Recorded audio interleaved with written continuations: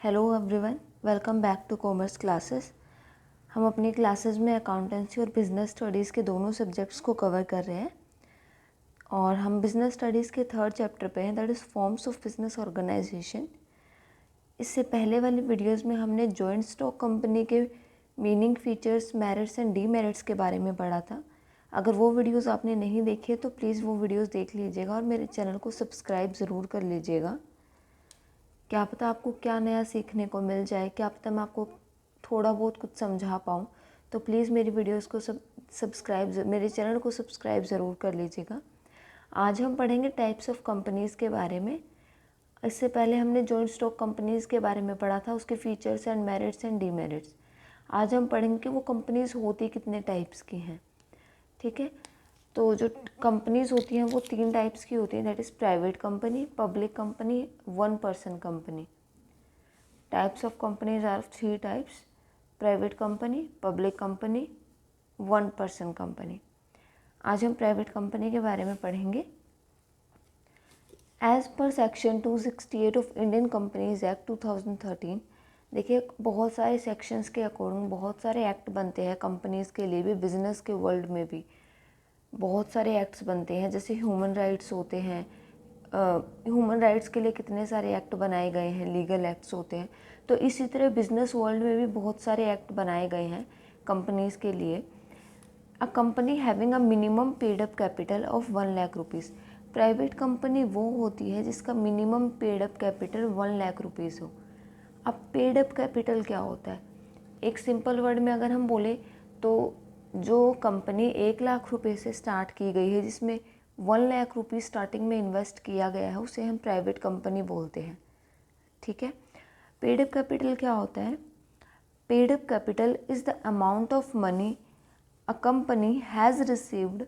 वो amount money वो वाला अमाउंट है कंपनी के लिए जो रिसीव किया गया है from share holders in exchange for shares of stock. अपने शेयर्स इशू करके स्टॉक के, उनके एक्सचेंज में जो मनी रिसीव की गई है शेयर होल्डर्स के थ्रू, वो मनी पेड अप कैपिटल होती है। तो ये मनी कितनी होती है, इसकी कितनी वैल्यू होती है minimum? That is 1 lakh rupees. ठीक है, अभी हमने पढ़ा जो 1 लाख रुपीज़ है वो इसकी पेड अप कैपिटल होती है। वो 1 लाख रुपये से हम कंपनी स्टार्ट कर सकते हैं। 1 लाख रुपये मिनिमम लगना चाहिए उसमें। ऐसा नहीं है कि आप 50,000 रुपीज़ बिजनेस में लगा के और आप अपनी कंपनी फॉर्म कर रहे हो, वो नहीं होगा। मिनिमम जो अमाउंट है इन्वेस्ट करने का वो मिनिमम 1 लाख रुपीज़ होना चाहिए। ठीक है, नेक्स्ट क्या आता है? It restricts the right to transfer it shares. जैसे मान लीजिए इसमें जो शेयर होल्डर्स हैं उन पे कुछ रिस्ट्रिक्शंस लगाई गई हैं अपने शेयर्स को ट्रांसफ़र करने के लिए। वो भी हम अभी पढ़ेंगे नेक्स्ट पॉइंट के साथ।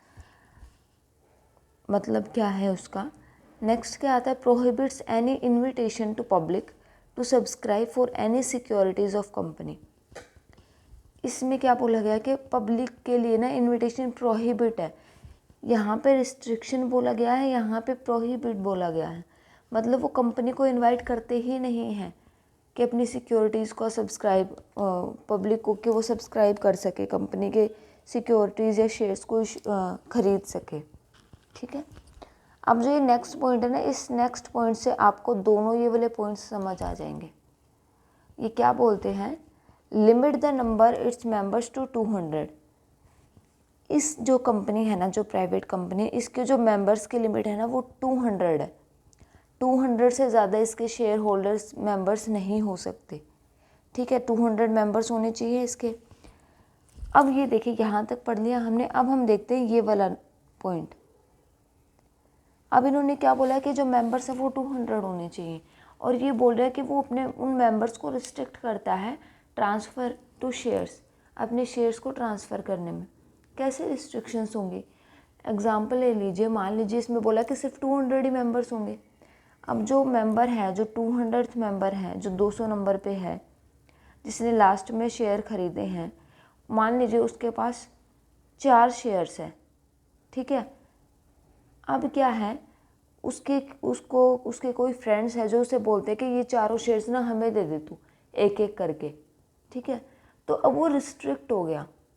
वो चारों शेयर, वो उसके पास जो 4 शेयर्स हैं वो 4 बंदों को नहीं दे सकता, क्योंकि वो 200 नंबर वाला शेयर होल्डर है। अगर उसने चारों शेयर 4 मेंबर्स को दे दिए तो 4 मेंबर्स और बढ़ गए। 200 वाला तो ये था, एक तो ये हट गया, 3 और बढ़ गए, तो टोटल नंबर कितने हो गए? 203। बट ये तो रिस्ट्रिक्शन है, इनकी तो लिमिट जो है नंबर्स की वो 200 तक होनी चाहिए। अगर वो चारों मेंबर्स को अपने शेयर दे रहा है तो यार वो तो ये चीज़ हो जाएगी ना कि 203 बढ़ जाएंगे वो। अगर बीच में भी कोई ऐसा है, हम ये नहीं कहते कि चलो ठीक है जो 200th नंबर वाला है वही है, मान लीजिए कोई 150th नंबर पे है, अगर वो भी अपना एक शेयर किसी 2 बंदे को दे देगा, पहले से 200 कंप्लीट हो चुके हैं लेकिन वो भी उसके पास 2 शेयर्स थे, अगर वो भी अपने 2 शेयर्स किसी 2 बंदे को दे देगा तो वो 2 बंदे ऐड हो गए और 1 नंबर ऐड हो गया इसमें ज़्यादा, ये हट गया, इसकी जगह 1 नंबर और ऐड हो गया, तो नंबर कितने हो जाएंगे? 201 हो गए शेयर होल्डर्स, हो गए ना 201। तो ये चीज़ें बोलते हैं, कुछ रिस्ट्रिक्शंस होती है ट्रांसफ़र पे, ताकि उनके मेंबर्स की लिमिट जो है वो 200 तक बनी रहे। तो ये अपने शेयर्स 4 मेंबर्स को नहीं दे सकते। हाँ, ये भी अपने शेयर्स सिर्फ एक मेंबर को दोनों शेयर दे सकता है, ये हटेगा, एक और आ जाएगा, वही 200 की लिमिट रहेगी। ये जो 200 वाला नंबर था ना, ये भी अपने चारों शेयर्स ना सिर्फ एक ही मेंबर को दे सकता है, चारों को अलग अलग नहीं दे सकता। तो फिर ये हटेगा तो इसकी जगह दूसरा आ जाएगा, वही लिमिट 200 की रहेगी। ठीक है, तो इस तरह से कुछ रिस्ट्रिक्शंस लगाई गई हैं। आप रिस्ट्रिक्शन की जगह पे प्रोहिबिट वर्ड यूज़ नहीं कर सकते कि बिल्कुल प्रोहिबिशन है, नहीं। अगर बिल्कुल प्रोहिबिशन होगा तो वो अपने जो चारों शेयर्स हैं वो एक बंदे को भी नहीं दे सकता, फिर तो बिल्कुल प्रोहिबिट कर दिया, भाई वो दे ही नहीं सकता। लेकिन नहीं, सिर्फ रिस्ट्रिक्शंस लगाई गई हैं कि वो 4 को नहीं दे सकता, एक बंदे को दे सकता है अपने शेयर्स। ठीक है, अब ये बोल रहा है प्रोहिबिशन। प्रोहिबिशन इन्होंने इनविटेशन पे लगा दिया कि हम पब्लिक को इनवाइट नहीं करेंगे। क्यों इनवाइट नहीं करेंगे? फिर से इसी से रिलेटेड है। क्यों? क्योंकि उनके मेंबर्स की जो लिमिट है ना वो 200 है। अब अगर उन्होंने पब्लिक को इनविटेशन भेज दिया कि आइए आप हमारे शेयर्स खरीद लीजिए, तो क्या होगा? क्या पता कितनी पब्लिक आ जाए शेयर्स खरीदने के लिए, राइट? उनको तो सिर्फ 200 बंदे चाहिए ना, वो 200 बंदे तो उनके कंपनी में भी हो सकते हैं। तो वो कंपनी बाहर पब्लिक को इनविटेशन नहीं भेजते हैं, इनकी कुछ अपनी प्रेफर्ड वो होती है कि जिनको ये इनविटेशन भेजते हैं, कुछ इनिशियल वो ऑफ़र होते हैं जो वो निकालते हैं, उनमें से कुछ कंपनी के मेंबर्स ही खरीद लेते हैं उनके शेयर्स को, कुछ इनके जैसे जानकार अपनी फैमिली मेंबर्स को दे दिया, इस टाइप से होता है। वो अपने 200 मेंबर्स कंप्लीट कर लेते हैं। ठीक है, बट वो पब्लिक को इनविटेशन नहीं भेज सकते, नहीं भेजते बिल्कुल ही, क्योंकि ये नहीं पता कि कितनी पब्लिक आ जाए। अब ये पॉइंट भी आपको क्लियर हो गया है, प्रोहिबिशन वाला पॉइंट भी आपको क्लियर हो गया है। एक ये था कि इसकी जो मेंबर्स की लिमिट होती है वो 200 होती है। आगे क्या बोलता है? वेयर 2 और मोर persons hold 1 or more shares in a company joining, जब 2 या 2 से ज़्यादा पर्सन एक या एक से ज़्यादा शेयर को होल्ड करते हैं मिलके, जैसे मान लीजिए किसी एक पर्सन ने 2 शेयर्स खरीद लिए, नहीं, या फिर एक चीज़ देख लीजिए, 2 पर्सन हैं, ठीक है, उन्होंने क्या किया, एक कंपनी का शेयर ना 10,000 रुपये का है।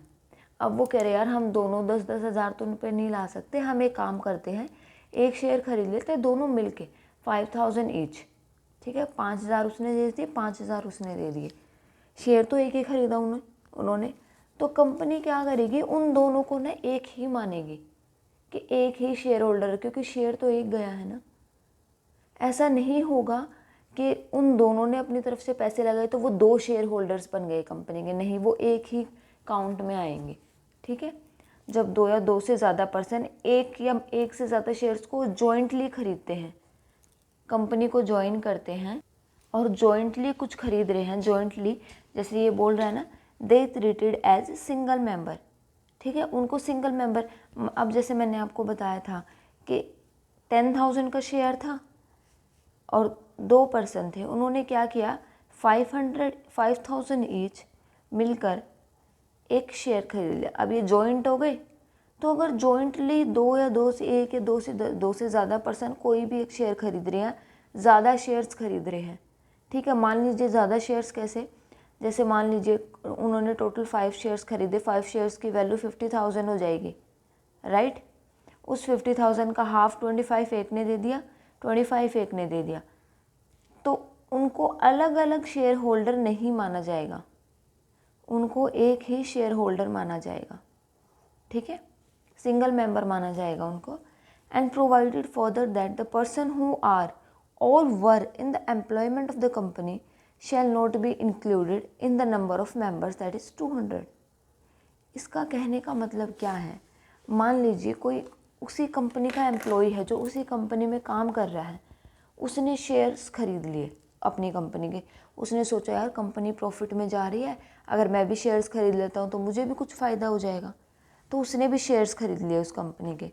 तो ये लोग क्या करेंगे, तो वो ऑलरेडी एम्प्लॉयड है, the person who are employment of the company, या फिर जो एम्प्लॉयमेंट रह चुका है, जब वो एम्प्लॉयड था उसने शेयर्स खरीद रहे, शेयर्स खरीदने के बाद उसने जॉब छोड़ दी, तो इन दोनों केसेस में क्या होगा, they shall not be included in the numbers of member that is 200।